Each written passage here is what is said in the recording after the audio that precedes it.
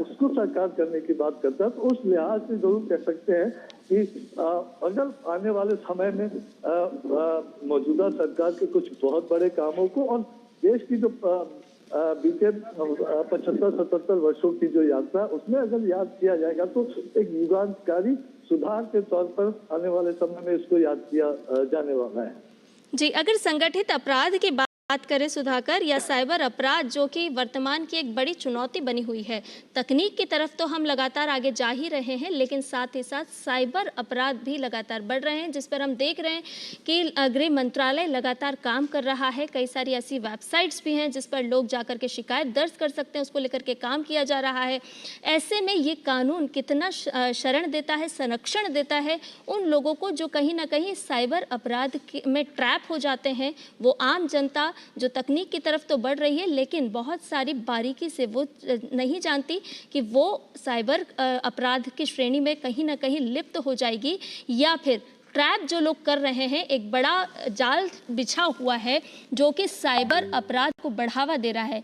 उन लोगों पर शिकंजा कसने के लिए ये कानून कितना प्रभावशाली नजर आता है?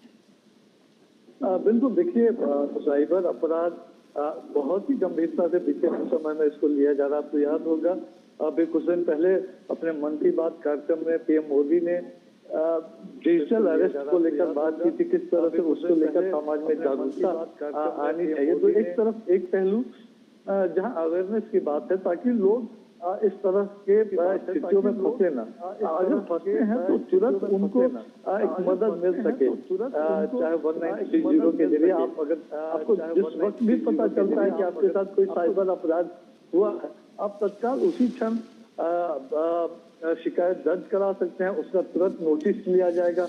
अगर आपके खाते से पैसे निकाले गए हैं तो उसको फ्रीज किया जाएगा। आपको पुलिस की मदद चाहिए तो मदद आप तक तुरंत पहुंचाई जाएगी। और साथ ही साथ जो आज इन्वेस्टिगेशन की बात है कि तय समय में इन्वेस्टिगेशन होगा, विक्टिम को अपडेट करना पड़ेगा, न्यायालय तक से सजा दिलाने की व्यवस्था होगी। तो जो आज डिजिटल एविडेंसेस है उसको काफी प्रमुखता दी गई है, कानून में जगह दी गई है, जो पहले मुमकिन नहीं था। तो नए जमाने के जो अपराध हैं, साथ ही साथ संगठित अपराध, खासतौर से चाहे वो मानव तस्करी की बात हो, आतंकी संगठनों की बात हो, इस तरह के जो संगठित अपराध हैं उसके लिए कठोर पनिशमेंट की बात की गई है। और उसके लिए हम जानते हैं कि हमारे विशेष रूप से एनआईए जैसी एजेंसीज भी हैं इस तरह के मामलों की बहुत प्रमुखता से जांच कर रही हैं। उनका 90% से ज्यादा कन्विक्शन रेट भी है। तो निश्चित तौर पर एक बहुत युगांतकारी बदलाव